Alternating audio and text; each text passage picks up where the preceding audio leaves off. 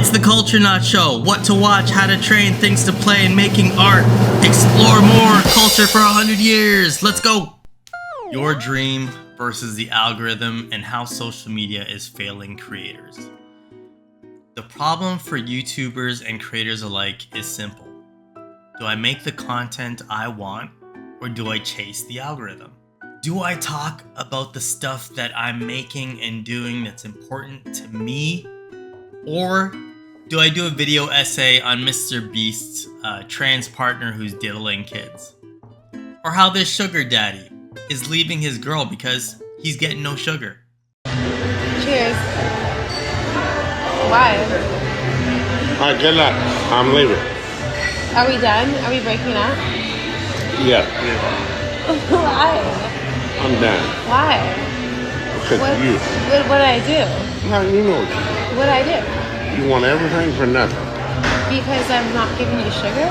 No, I didn't say that. That's really what you're crashing out. Cheers, baby. You find me a new man. You don't get so hasty. Because I give everything you give You nothing. don't give me everything. What are you talking about? If you're a creator, you know the struggle. Every video takes time, effort. Every polished video is taking time and effort that you're not putting into, say, a 9 to 5. Time spent chasing the dream of essentially trying to get paid to be the artist that you want to be.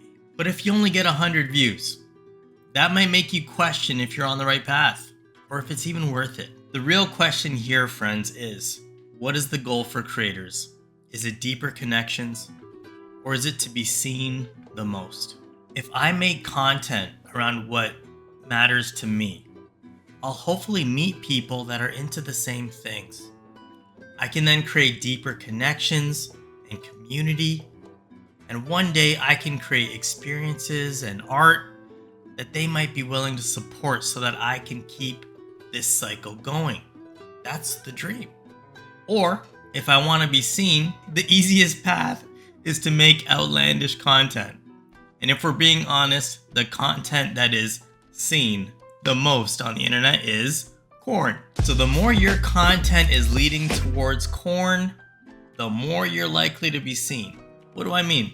Girls leaving their panties in the hot dog section of the grocery store. Back in the supermarket again, and I'm gonna leave a little donation in with the hot dogs.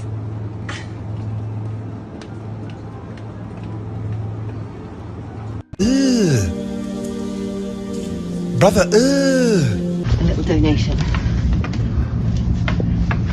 in with the milk. I've got milk. Leave it on the cow horn. Or the milk section, or a cow's horn. Deeper connections, or to be seen. How you answer this question is driving not only online behavior, but it's driving what the internet is full of. I would much rather have an internet full of people making and doing cool things versus a massive corn hub or corn hub light. I recently had to delete TikTok because I was getting a bunch of content on backshot air. I'm so mad that I now know what that is. And if you didn't know, I'm sorry.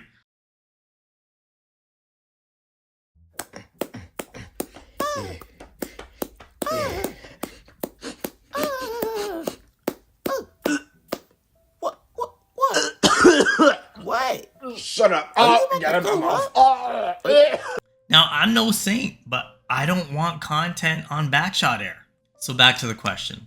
Deeper connections, or to be seen the most. One of these paths is the key to the dream, while the other is as empty as the eyes of an OnlyFans model.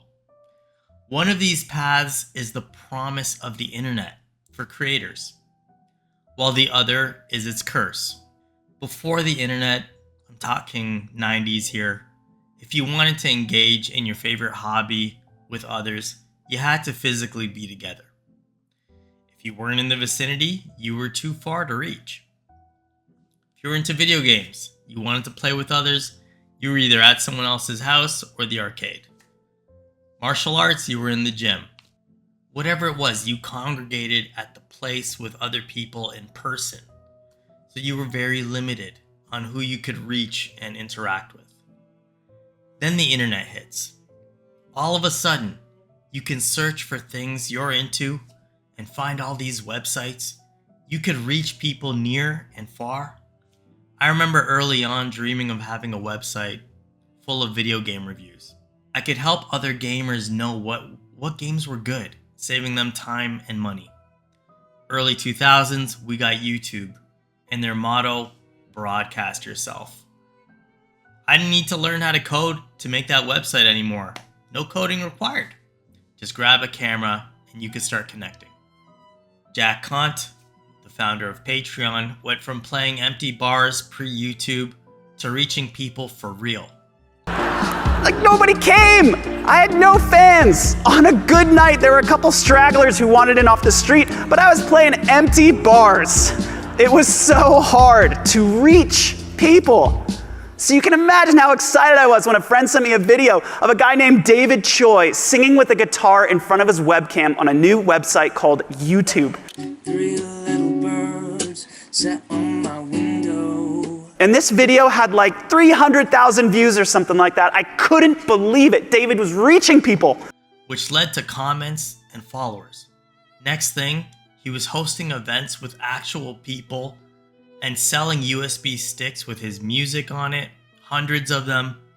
For the first time, he was making a living off of his art, and he no longer had to drive across America to reach people. So how did my TikTok feed get full of degeneracy? I swear it wasn't me. At least I don't think it was. Well, content ranking in 2010s. Facebook started ranking content based on how engaging it was for advertisers. So instead of your feed being full of videos from people who you follow based on the time of their post, it became based on how engaging the video was. And that shift made people change how they made content. They started to play the algorithm game for the first time. So instead of making genuine content with a human feel for the people that liked what they were doing, they started playing the steal human time game, which is the game that we're all getting sucked into on social media.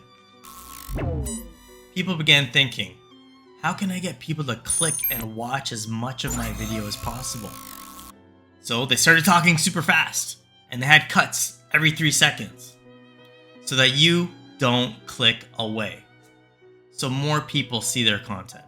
The short story is that this worked very well for the Facebook business. And in no time at all, YouTube, Twitter, Instagram, they all followed.